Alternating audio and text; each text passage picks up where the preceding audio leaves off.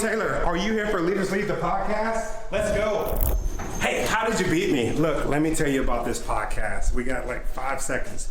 Leaders Lead the podcast is about leadership. Not just the leader without, but the leader within. All of these leaders that I'm talking to across the country, well, across the world now, they have one thing in common, and that's that they have overcome some insurmountable obstacles to get to where they're at today. Come on, let's go.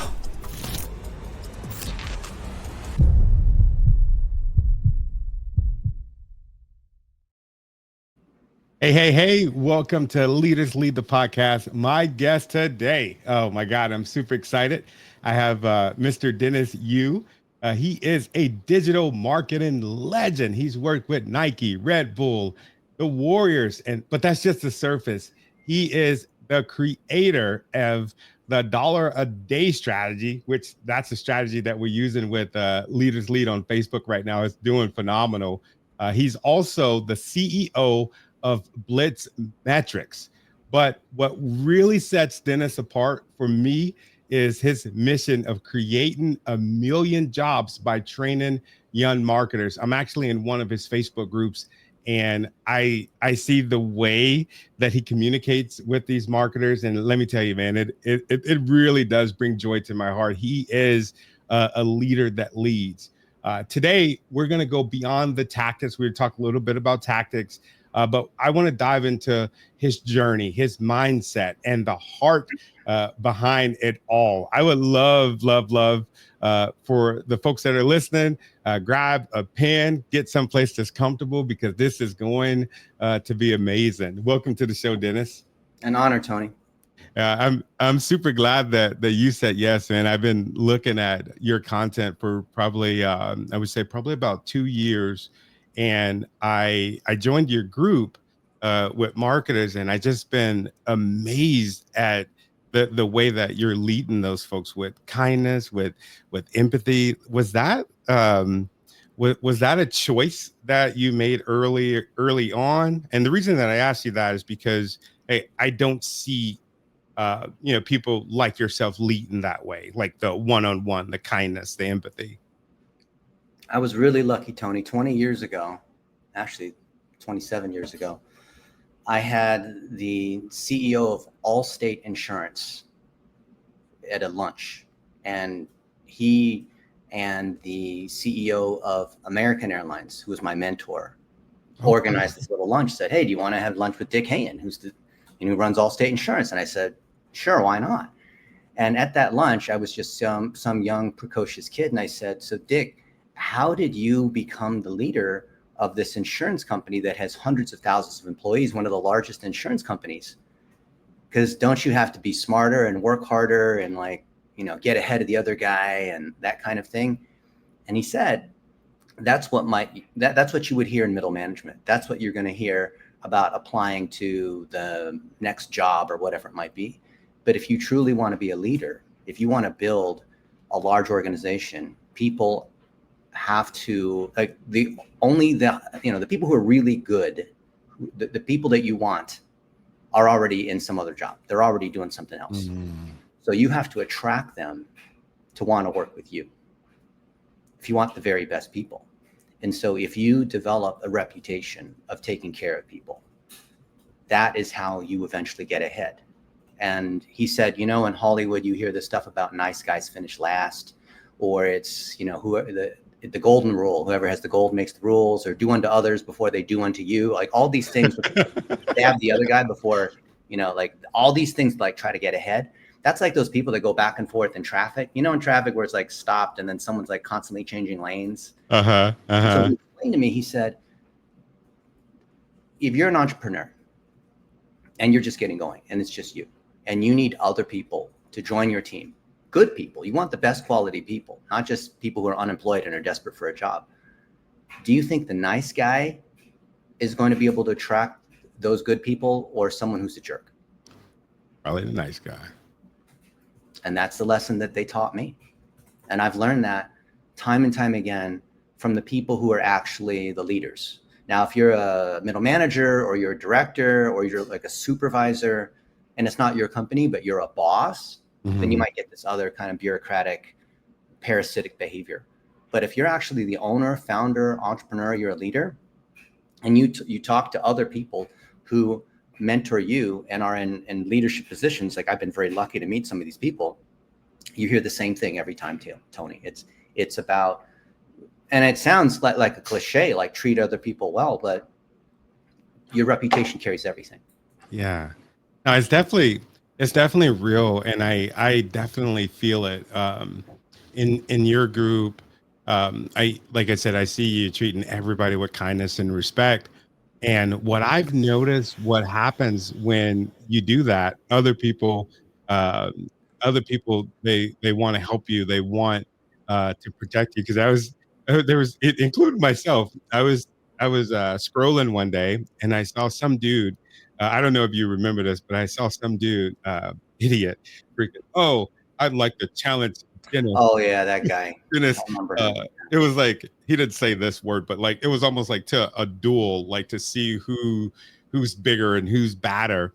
And I immediately was like, dude, you're kind of an asshole for doing this. But that was only because, and me and you, you had sent me some information, I think probably a couple years ago, about speaking, and I'm like, no, dude, like, why would you do this to such a kind person? Do you ever see, or are you ever witness to that, to where people will take your kindness for a weakness?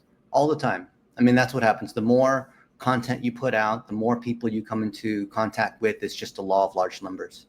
And I saw a podcast with Mr. Beast, and people were saying, what about these haters that are talking about you, doing this and doing that? And he said, well, when you have 100 million people watching every video, even if 0.01% of those people, say something bad, even if 99.99% of people love what you're saying, that point, whatever fraction, they're always going to appear louder.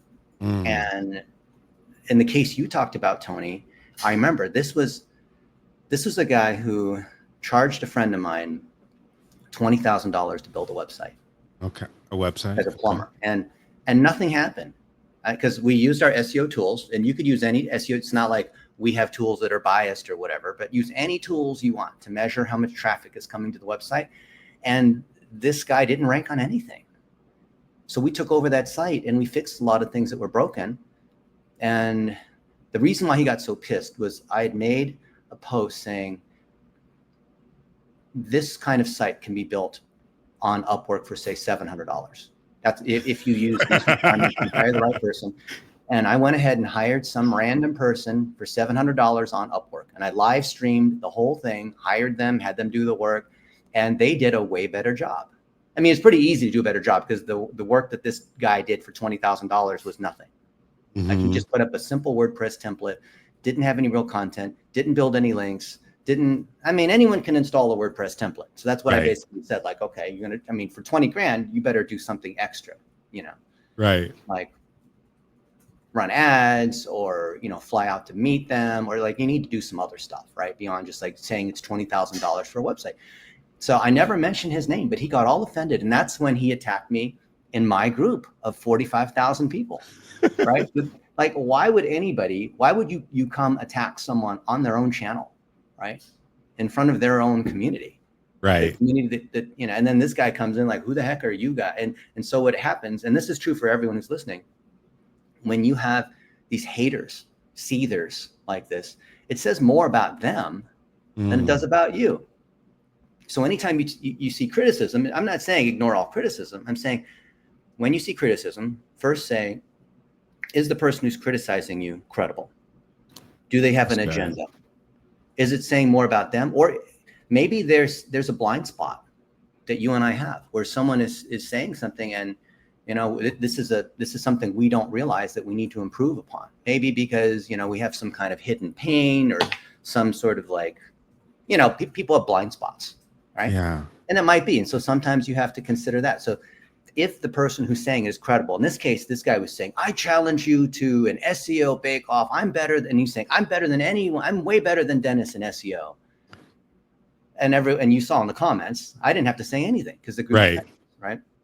And the people in the comments were saying like, okay, if you're so good, then why don't you rank on your own name? If you're so good, here's some examples. If you're so good, Why aren't you hanging out with all the other people who are the best at search engine optimization and AI and Facebook ads and all that? Like, there's all the, how much money have you spent on ads, and who do you know, and have you shared your knowledge, and what's the SEO of your own site? Like, I look at your site, it doesn't rank on anything. Like, how can you claim to be an SEO expert? Like, it's the obese people giving, weight loss advice. Like, I'm sure your advice is good, but look at your body and, are you following that? Yeah. So it's the same thing. And this is true in digital marketing. There's all these people that talk. And so you want to see people who are actual practitioners. And so it just makes me sad when I see people like that they prey upon trustworthy business owners, and they can sell a really good pitch, because these other people, they have, these plumbers and HVAC guys and landscapers and dentists, they don't know anything about digital marketing and AI and all that kind of stuff. So they're like, okay, I mean, I guess so, sure. Okay, it would be $20,000. Well, why is it $20,000? Well, you want to have it done right, don't you? Okay. And that's the reasoning behind it. Yeah, here's my wire information. You can just go ahead and wire me 20 grand to, this place. And that's what happens. Oh my God. You just made me think of something else while you were talking. I love the way that you advocate for service providers after they've been ripped off.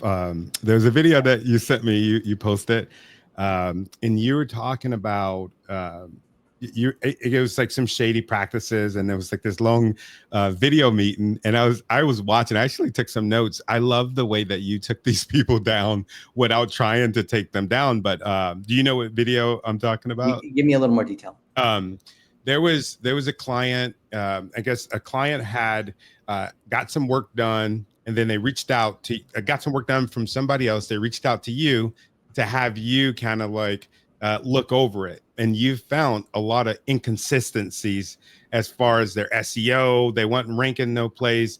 They didn't even understand some of the stuff. But the lady was saying, one of the people were saying that you were being rude and you were being condescending, which the whole time you weren't. You were being very factual, and I think that pissed her off more. But I was just, the whole time I was watching that, dude, I was like cheering for you, because I'm like, dude, about time, we have somebody like yourself that's been in this game, that's been doing it for decades now, that are actually using their powers for good instead of using them for evil.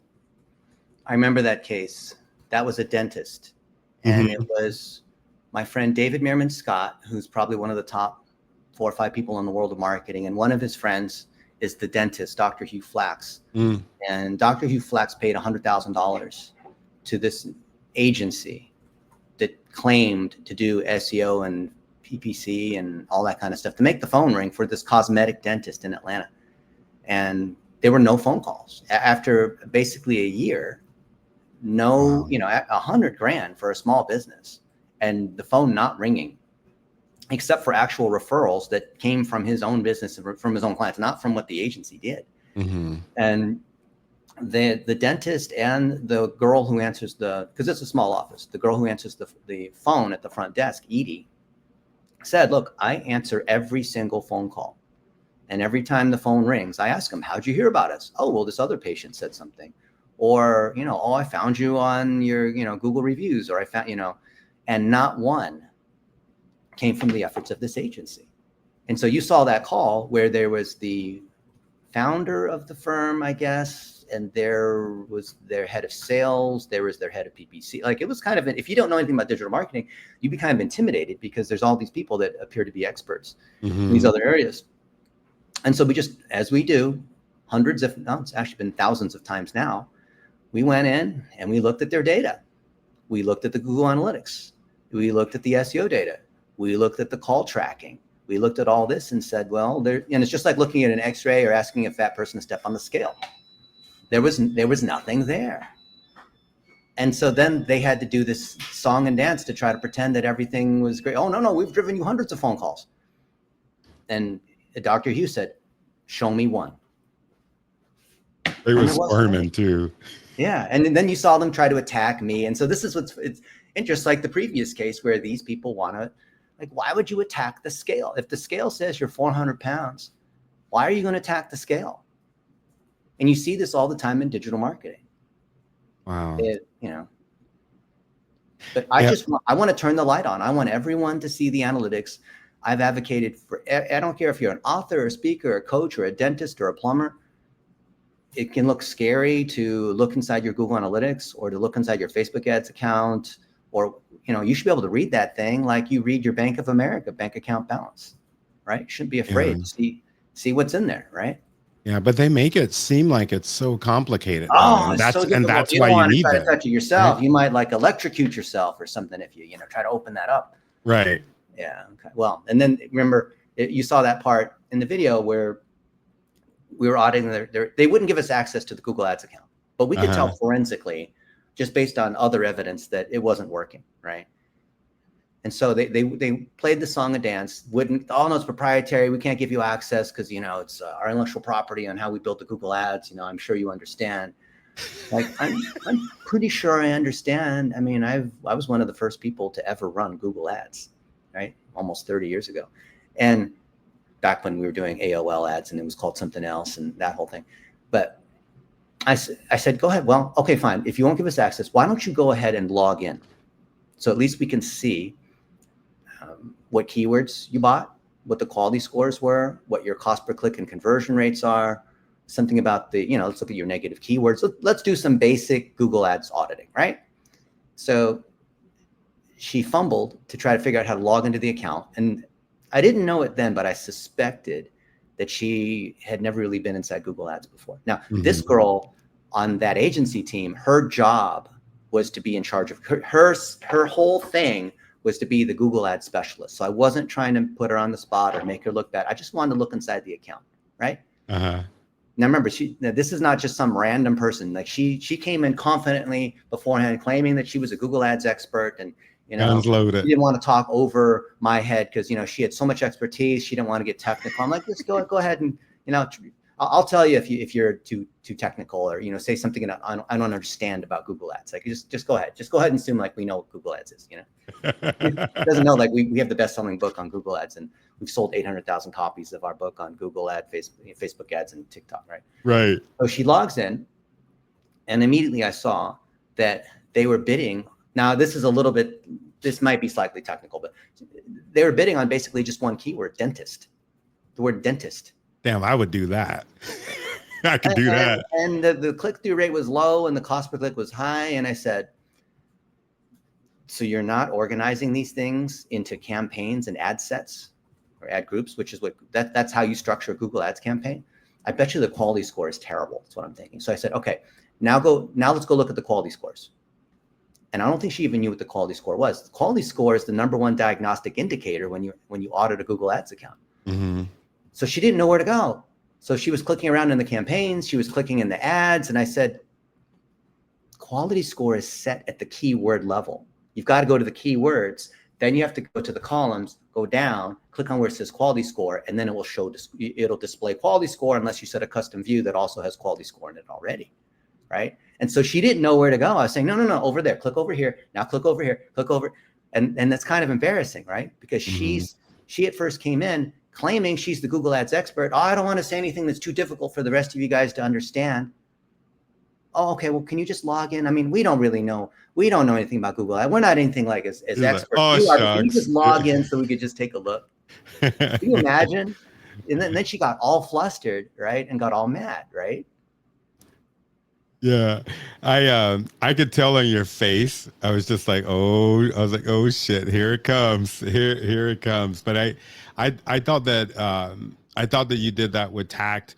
And I was just really inspired how you were there for those people. You can tell that they clearly got taken advantage of for early entrepreneurs, even people that, they're like, hey, I need to, get some skin in the game with this, digital marketing with my website. Yeah. What are some things that we can do so that we don't get taken advantage of? Because if I lost that kind of money, I'll tell you right now, I'll be back at work.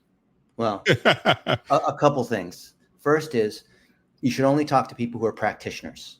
Okay. So the equivalent is if you were to buy a car, you could be in the showroom where there's the guy who's wearing the tie and he makes you a nice coffee and he asks you about your family and your weekend and talks really nice, but doesn't know anything about actually fixing a car. I want to talk to the mechanic. I want to talk to the guy in the back who's got his sleeves rolled up and he's got grease under his fingers and who actually is working on the cars. And I'm going to ask him, how often does the, Tesla Model Y come in for service? Does it have electrical problems or does, I want to know, right? Wouldn't you rather talk to the mechanic than the sales guy? Huh. You want to talk to a practitioner. I've never thought about it like that. Like if you're going in for, Tony, let's just say some medical treatment, right? Mm-hmm. And you needed to talk to some specialist for, I don't know, brain cancer or something like that. You want to talk to the actual surgeon. You want to talk to an actual diagnostic technician. You want to talk to someone who works in the lab, who actually looks at the blood work, who actually does biopsies, who actually does all these things, right? Right. You want to talk to some salesperson? No. Who's just, what's the salesperson trying to do? So. Does the salesperson have any actual hands-on knowledge? No. Right. So in digital marketing or in anything, talk to a practitioner. That's number one. That will disqualify 99% of all these other people that can talk a good game.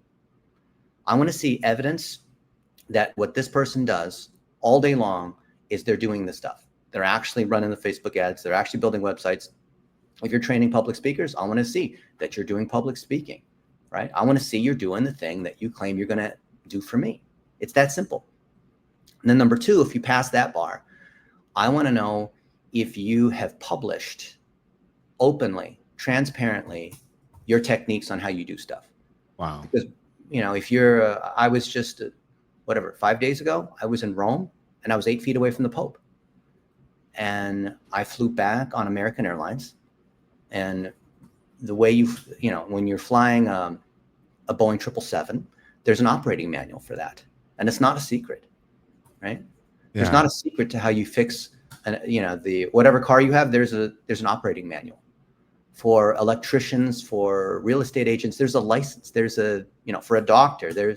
It's not like the stuff in medical school is a secret. It's all public, right? So anyone that you're talking to who's a service provider should be sharing how they do stuff and or what certification they got, so we know that it's legitimate. Now in digital marketing and AI and social media and influencer and all this stuff, there's no certification. So snake oil, anything goes, whatever it is that people say, because there's no true certification. If you want to be a pilot, you have to have a pilot's license. I don't care how many hours you played Microsoft Flight Simulator. I don't care if your brother is a pilot. I want to know, do you have the real certification? How many hours of flight time do you have? Were you certified by the FAA, right? That's what I want to know before I get on that airplane and trust my life to you, right? Mm. Now with digital marketing, it's not so much a life and death situation. I mean, in the case of Dr. Hugh, it kind of was, because it put him in a dire financial situation before we came in to fix things, right?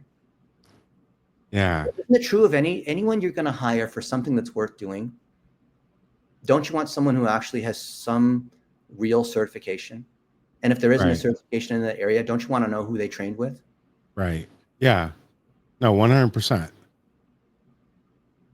Yeah. It has nothing to do with digital marketing. It's any kind of expertise. Where do you think the trades came from? The whole idea of apprenticeship came from. Mentorship is based on that. Like showing your work, doing your work. Yeah. Yeah. It's not a secret. Anytime someone has to hide and claim it's proprietary and dance around it, they're hiding something. Yeah. Yeah. And that's to be completely honest with you, that's most of the people that I've worked with or dealt with when it comes to websites where I'm like, all right, show me how it works. And they're like, oh, well, we'll show it to you. We'll show it to you when it's done. You can take my word for it. I've been doing this for 20 years. And it's just like, okay, maybe you've been doing it fucking wrong for 20 years. It's like, have you ever been at a restaurant or somewhere and the people at the next table are talking about you? They're talking about you, but it's in another language that you don't understand, but they're talking about you. Oh yeah. It's the same kind of thing, right? So when that person says, oh, your website, they're trying to snow you with these words that you don't know, but you're like in your gut, that's not right. Yeah. I was curious. I read that you were with Yahoo in the early days, and I was fascinated by that because when I boxed, Yahoo was the site that I would go to. I would go to Yeah. that site religiously every single week to see like the new headlines. I still have a Yahoo account, and Yahoo was like the thing. I remember it being the biggest thing after. I don't know if it was after or during AOL. But how did you get with Yahoo? I had some connections because I had some mentors like the CEO of American Airlines, Mm-hmm. and I helped build that website and do a bunch of stuff and speak at conferences. And I became well known in the world of data mining and managing really large databases, because for American Airlines, the Advantage program and the whole system that manages basic, like, Sabre, the online booking system, and Advantage, the whole system manages your miles and all that, and booking flights and times and fare quotes and all that. I had experience building really big systems, and this is crazy. I mean, we're in 2025, so this is 30 years ago. Wow. I mean, it was the late 1900s. Late 1900s, I started working because That Yahoo sounds needed crazy someone when to you build say it. analytics that down. Yeah. It's like you think the late 1900s, it's like black and white steam engine kind of stuff, right? But back then, Yahoo was basically a directory, as you know, Mm-hmm. where there was the homepage and the headline and all the different properties crammed onto the homepage. And they needed analytics. They needed to know what people were doing and how many times people were searching for a certain thing. And if they then would open up their Yahoo Mail, and maybe they started Yahoo Sports. And then we had Mm-hmm. Yahoo Personals, which is the dating site. And we had classifieds, and we had horoscopes and travel and Yahoo Small Business. So Yahoo started with the search engine, the directory, like you mentioned, and we started adding all these other properties, right? So maybe you'd go to Yahoo Finance and you track your stocks, right? Maybe you'd buy a domain from Yahoo Domains, and then you'd set it up on your Yahoo Small Business because you were a florist. Or then you'd list like there are all these. Yahoo was like, its own little eBay and all, Facebook, and like we had a social network, Yahoo 360, which failed. But we had all these different properties, and they needed analytics to see like how people were going between the different properties, so we could try to make more money and to also serve ads. And so we built the ad system on top of the user database. And the log files we had were 13 terabytes per day, which at that time was bigger than any commercial database could handle. We had to build our own database to store and process these logs. Wow. So there was no need to have any crazy security, because Tony, if for some reason you were able to get these files from us, they're so big you couldn't even open them. There's no point. We had to create our own structured query language to be able to query the thing with, Oracle-like, MySQL-like commands. And we wrote a bunch of Perl scripts, and we did a lot of data swizzling, basically. And because I did a lot of data swizzling at American Airlines on what I think back then, and may still be today, the world's largest non-government system in the world. Largest, I think maybe Palantir today is now bigger, but the world's largest data system, to then move to arguably the internet being the next largest data system. So I've always moved from large system to large system as a data engineer.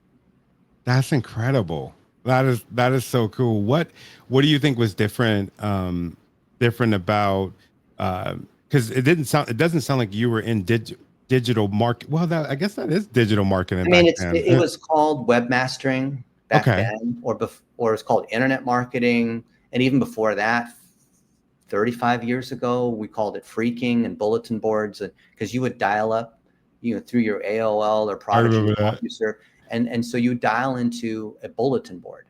So the precursor to websites and Gopher and Telnet and all that was a bulletin board. And a bulletin board was basically like a more complex IVR, right? A phone, press 1 for this, press 2 for that.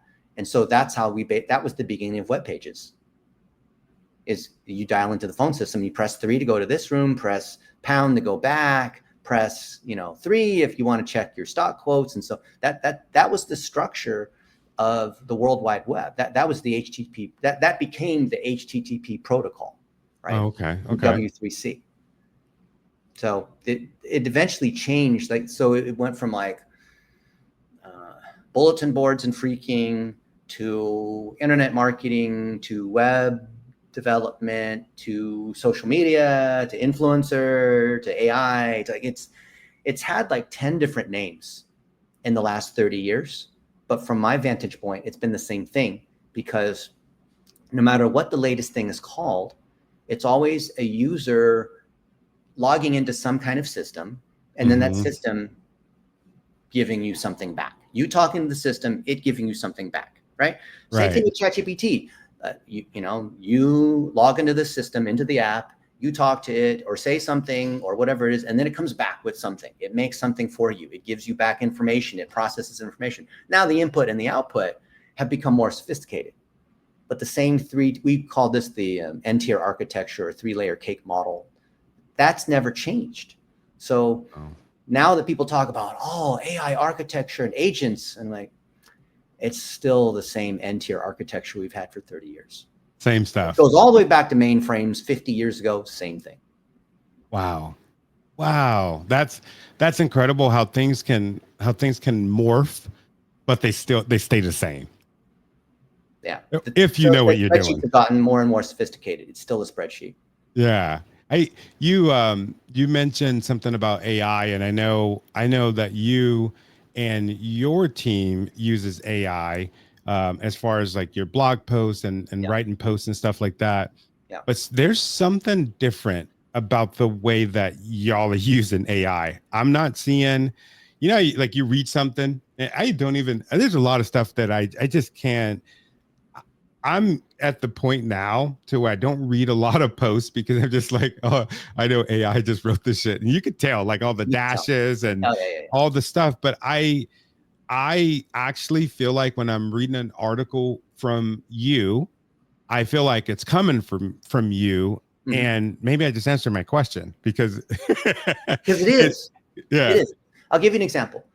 So 2 weeks ago, I shook hands with the president of Azerbaijan.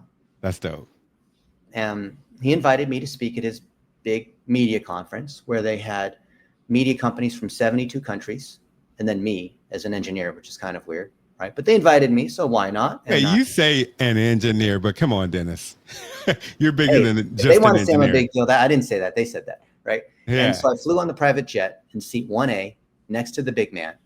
We walked off the staircase thing that they brought up to the jet, and there was a throng of TV and news reporters and cameramen and all that, like 50 of them, all snapping pictures and whatever, as we were walking off the plane into the armored vehicles, police escort, sirens going, and all that kind of stuff. And I felt so cool. I mean, obviously it wasn't me. I'm not the one that needs all this protection. But I was walking with the main guy, right? And I happened to pull out my phone and I recorded some of the stuff, right? Awesome. So, hey, why not, right? I mean, show people like, hey, check, look at, there's like a row of 50 photographers. As the plane lands, they roll out the red carpet. It's like, wow, that's kind of cool, huh? And then, like 3 or 4 days ago, I saw that Trump was with the president of Azerbaijan and the president of Armenia, and they brokered a historic truce, a peace treaty, right? Ending the genocide that has killed millions of people between those two countries, right? And I snapped a picture from that video of President Trump and President Ilyev shaking hands. And I put it side by side 2 weeks ago where I was shaking hands That's dope. with President Ilyev, right? And I said, how cool is that I shook hands with the guy who then 2 weeks later, like 3 days ago, shook hands with President Trump and brokered this huge peace deal that stopped the genocide that was killing millions of people, right? And of course, I had nothing to do with that, but I was witness to it, right? Wow. And so I wrote an article about that. Now, what is it, to your question, what is it that made it not feel like AI? It was because the core of it was a real experience. Real video off of my Apple iPhone 16, real dates and times, real historical events, that I happen to be witness to, right? And so we think of it as, do you have like a favorite restaurant in town? Maconie's. Yep. Okay. And what do you eat there? What do you order?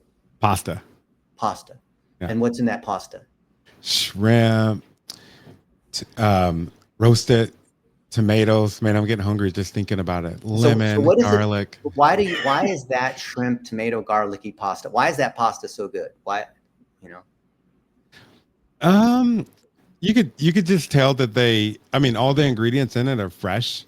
There it is. Yeah. Stop right there. The ingredients. Yeah. You go to now I am a bit of a food snob, but any of you guys that are like food, you and I both in the food, the most important thing is the quality of the ingredients. If you have really good fresh shrimp, not the stuff that smells kind of like fishy, that's how you know it's not fresh, and really fresh. I was in Italy for 2 weeks. I just got back, right? Their pasta is incredible, right? And I talked to some of these chefs and they went on and on about how they make the pasta and where it comes from and like all the technique. Yeah, the technique's important, and the machines that you use to do all of it, sure, that's sort of important. But the most important thing is the quality of the ingredients. So when you are putting stuff out there, is it the AI tool or is it the quality of the stories that you are running into the system, right? That's what's most important. So all the stuff we put out there, Tony, we're telling real stories. So 3 days ago, I was with the Pope. Well, sort of with the Pope. I was within 8 feet of the Pope. That's close, right? That's close. I mean, did you feel the glow?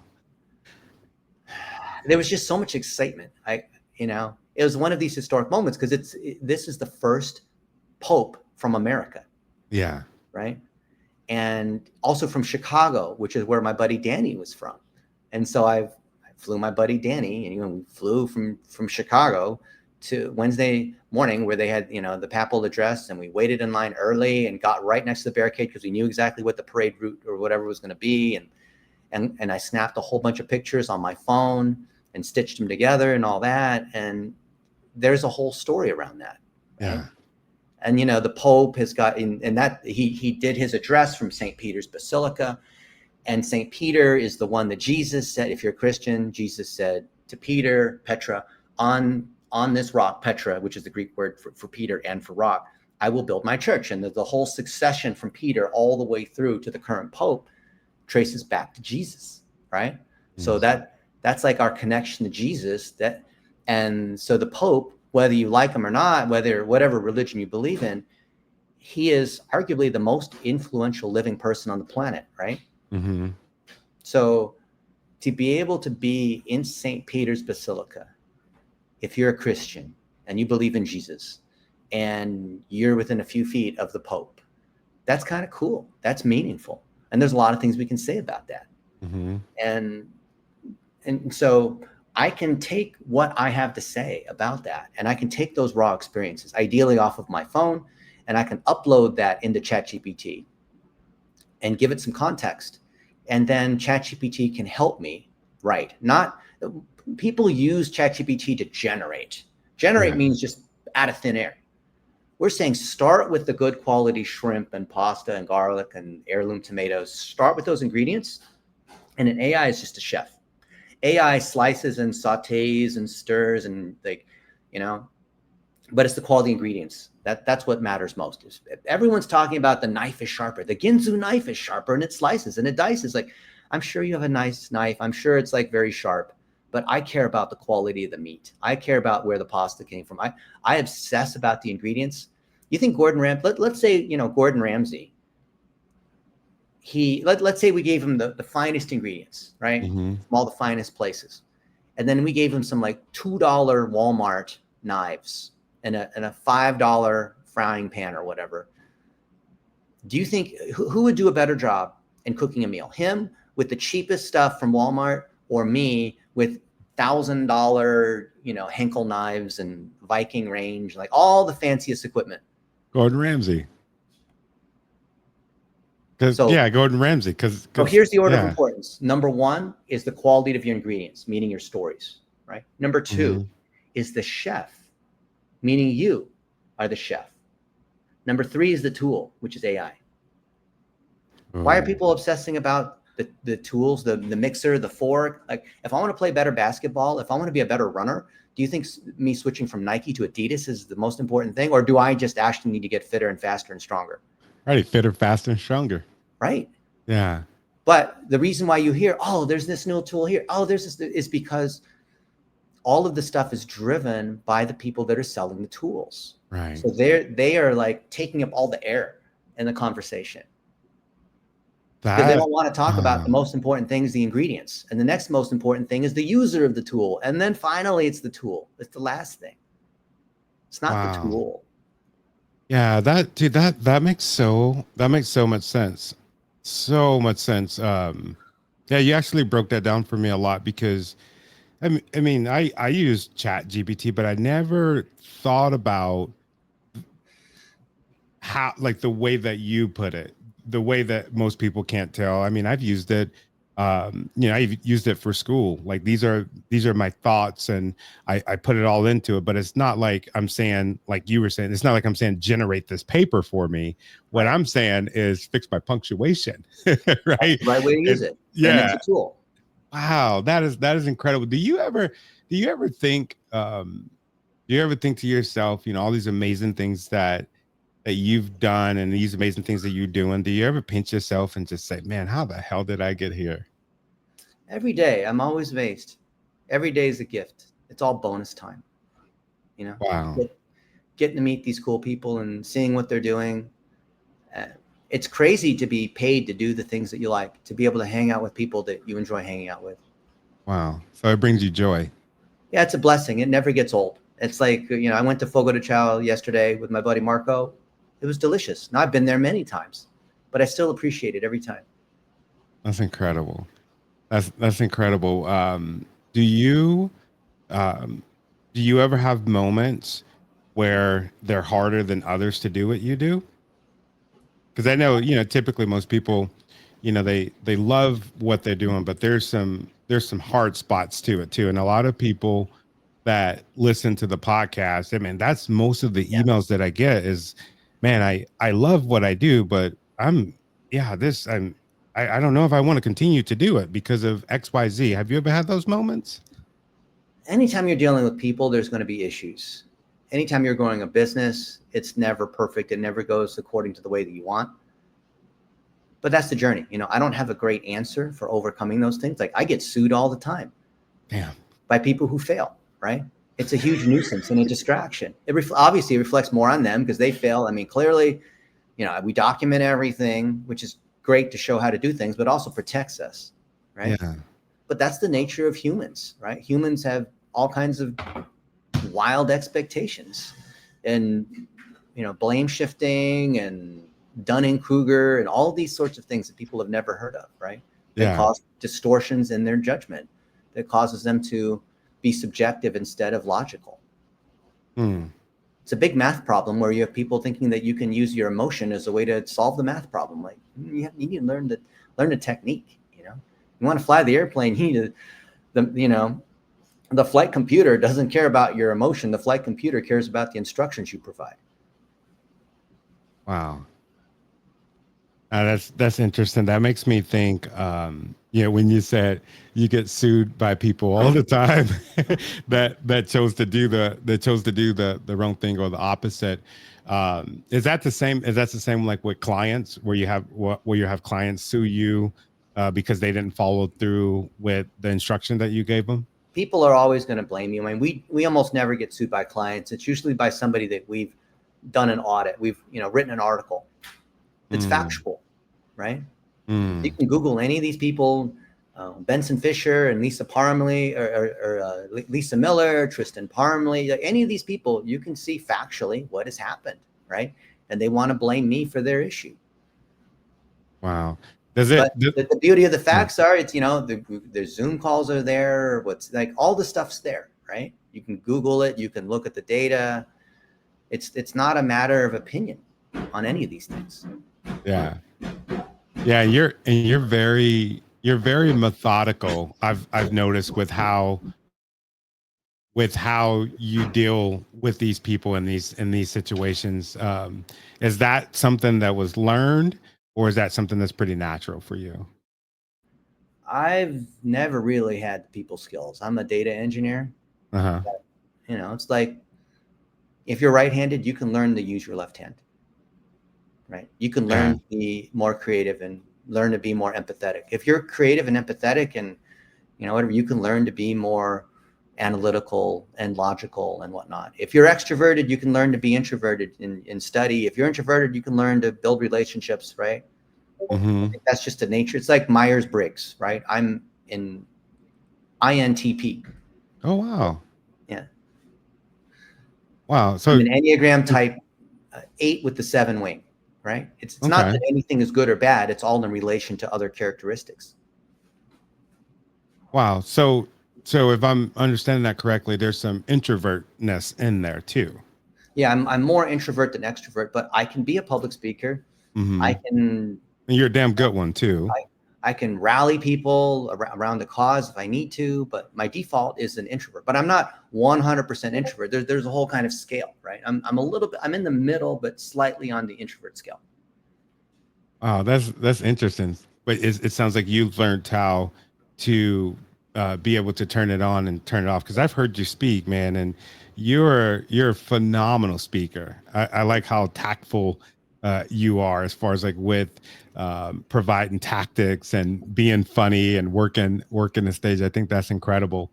Um, that's oh man, that's interesting. But I wouldn't have picked up that you would be an introvert though. That's interesting. I think we all learn these different skills. You wouldn't know that Chinese was my first language, Yeah. but I Yeah. learned English.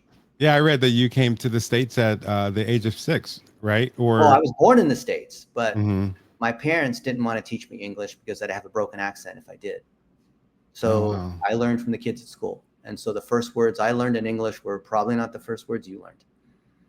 Probably backwards, right? I got in a lot of trouble. Yeah. I Oh, had to learn English real quick. Yeah. And just that's like most people, when they learn another language, the first words they learn are, you know, usually not the words you should be saying. yeah. Um, what do you think? What was one of the biggest hurdles that you've had to overcome as far as being an entrepreneur? I think a lot of it's focus, at least for me. Okay. There's so many things I want to do, so many places I want to be, but you got to hone down on one thing. If you're Chick-fil-A, you got to make the chicken sandwich. And for me, I Yeah. love to explore. I love to do lots of different things. And that kind of ties to my personality because I want to, you know, as an Epicurean, I want to try all the foods. I want to do all the things. I want to try all the experiences, but there's just not enough time. As an entrepreneur, you have to get really good at one thing Hmm. first. And then you can become an Elon Musk and whatever and do lots of different things. But you have to start with one thing. Like his thing was PayPal, right? Made a ton Hmm. of money with PayPal. And then you could use that to fund your car company and rockets and all this other stuff, right? Yeah. Yeah. Is that something that you still struggle with today? Focus, and if so, how do you overcome it? Because I'm asking for myself because that's something I have ADHD, and man, I have a bunch of tools, especially here in my Yeah. office where I employ. But what do you use for that? Well, you take what's a weakness and you turn it into a strength because of how you use it situationally. So I coach a lot of other people that are pursuing things that I care about. And that way I'm able to still kind of dabble, but I'm still applying the same system, if that makes sense. Yeah, that makes a lot of You sense. get leverage from when you can coach other people that allows you to do 4 or 5 different things. In this case, lots of folks that are working on local service businesses.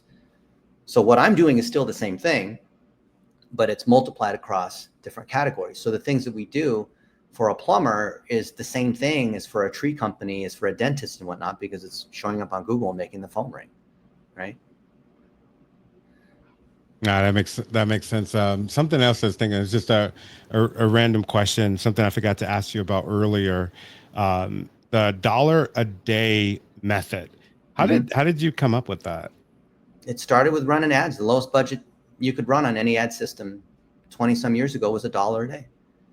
And the idea of testing, where you're testing lots of different variations and creatives and targets, it's, you know, dollar a day is you find a winner and you scale it and you spend $10 a day and $100 a day. And in some cases, I've spent $1 million a day in a single ad account. Wow. which is kind of cool. That's But crazy. the math guy says, find a winner, and then you can safely make $1 million a day bet, like we did with Rosetta Stone, which is language software, right? And we were spending $1 million a day on Facebook and almost that much on Google because we had ads that we tested and tested and tested, and we found them to work. So there was no risk when Black Friday, Christmas, all that stuff came around. It was easy. We could predict our sales. There was no more anxiety about, I hope it's going to work, right? Wow, because you had something already that you worked and you tried, but it sounds like without the risk. All they're just testing, right? So when a new dentist comes into our program and we assign it to one of our agencies, we have ads that already work for dentists. We have ads that already work for plumbers. Why would you want to do something like invent something completely new, right? In 6 hours, I'm flying from Phoenix to Las Vegas. And I'm sure that route has been flown many times. And it's probably on an Airbus, A317. And they have a flight plan. And they've done that many times. So can you imagine if you got on the plane, the pilot said, you know what? I'm going to try something that's never been done today. I'm going to try to innovate. What do you say? No, thank you. Yeah. You want, the white hair, the 50-year-old white guy flying the plane who's done it many, many times, right? And so that's what this is. Now, let's say we get a dentist in San Diego, but we've never had a dentist in San Diego, but we've done it with other dentists. Well, then we just make some minor modifications because now we have to use that dentist's pictures and videos, that dentist's range of services that they offer or they don't take insurance, or they do one-day crowns, or they do 4-overs, or they use certain, they have a C-Rec machine, or, you have to customize it to what they have, but you don't have to reinvent the wheel. And what we see in digital marketing in every aspect, whether it's, building websites or using AI tools, is everyone keeps trying to reinvent the wheel from scratch every single time. Yeah. What are you doing? Wow. I'm curious, what would you think would be the best strategy for $1 a day for my folks that are that have a podcast or working on podcasts? We already know it works for podcasts. Why would anyone, not know? A podcast is really just a vehicle, one of many vehicles towards the mission of what you have to sell services that you offer, right? Mm-hmm. I mean, if you have a podcast, you can repurpose that into a book. You can repurpose that into a series of videos on your YouTube channel, into articles, into clips that you put on Instagram and Twitter and Facebook and all that, right? A podcast is just one repackaging of the same core ingredients. And if you're very clear that the podcast is about helping speakers build confidence or whatever it is, then you have tons and tons of proof of you doing it every day, of you being around other people who do that. Because the podcast is to say, look, this is the thing I stand for. This is my mission. This is what I do. And I'm going to be around all the other people that also do that in different aspects, who are world-class in those particular aspects. It's reinforcing the trust and authority against that thing that you stand for. And that's all that is. If that's there, you should have a preponderance of proof, tons of evidence, tons of what other people are saying. If you're a public speaker and if you're helping other public speakers, I want to see your speaker reel. I want to see that you have a knowledge panel on Google. I want to see you have a best-selling book on Amazon. I want to see that you've been on major media, not regional TV, but national TV, like CNN, Wall Street Journal, LA Times. Like I have all these things I mentioned. I have these things, right? Because I wouldn't be able to talk about it ethically unless I've done those things myself, right? If I want to tell people how to have a best-selling book, I better have one myself. Yeah. And I better have documented the heck out of it. I happen to own the largest ebook site on the internet too, and some others. That's cool. Right? Yeah. But it's not that you have a podcast. It's what does that podcast stand for? Where are you drawing the very specific distinction of where you position yourself? And if I ask ChatGPT, tell me about Tony Taylor, will it tell me that answer or not? Heck yeah, it will. And if I ask ChatGPT, just like a friend of mine asked ChatGPT, who's the best in the world at Facebook ads? You came up. Yeah, it said, oh, it said you were the one. And other people said, yeah, I've been looking on how do you get a knowledge panel on Google? And ChatGPT said, well, Dennis, use the one. Why? Because I have hundreds of examples of friends of mine that I've helped get them knowledge panels. And we've done YouTubes and articles, and we've got a book on it. And, there's a ton of evidence. Podcasts, right? A podcast is just another vehicle. I love it. I love it. I appreciate you taking the time to speak with me today. I feel really blessed, man, just being in your presence. So I want to say thank you for taking the time. It definitely means a lot to me. Thank you, Tony. I appreciate you. Yeah. I love how you've been there. Oh man. Yeah. I do. I love the work that you do. I don't see too many people at your level that give and serve the way that you serve. And in my opinion, I think you are a true leader that lead. And that's why I wanted you to come on the show. So the folks that are listening, the people that are watching this, I hope you took some notes. If you didn't take some notes, go back, listen to it again, take some notes. Everything that we've talked about on this show today, it's been some stuff that I have looked up and I found and I read, and to get further understanding, I went to Dennis's website, and let me tell you, it's phenomenal. He's given away so much valuable information in there. The stuff that people are charging thousands and thousands for courses and for mentorships. It's on if I don't get this right, it's blitzmetric.com, correct? Yep, blitzmetrics.com. Or you could just ask ChatGPT about it. It's all there. Just ask ChatGPT, who's the man when it comes to Facebook ads, when it comes to digital marketing. It'll come up, Dennis. Thank you so much. You got anything? Did I miss anything? It's your show. No, I appreciate you. Thank you so much. Awesome. All right. That was great. If you enjoyed this podcast, well, I'm sure you enjoyed it. If you're still here with us, what I want you to do is head over to your favorite podcast and streaming network and give us a download, subscribe to the channel, and also let us know what you think about the show. And from the bottom of my heart, I want to say thank you for the things that you've done.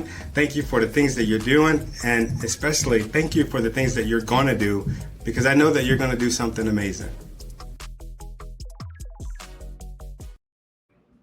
Thank you. Thank you for doing that, man. I appreciate it. So much fun. Yeah. Awesome, Tony. Is there any way that I can help support you? Share our mission. I just made a post on Facebook about it. Okay. About how we're building basically the Uber of digital marketing, creating jobs for these young adults based on a real certification. All right. We'll do. And there's and anything information should be free, right? This is what we share. Put everything you know out there for free, but charge for any services you have. Charge for your tools. Charge for your time, but put your knowledge out there. Will do. And I thank you, man. And I mean it. You are an inspiration. Thank you so much. Thank you, Tony. All right. Bye-bye.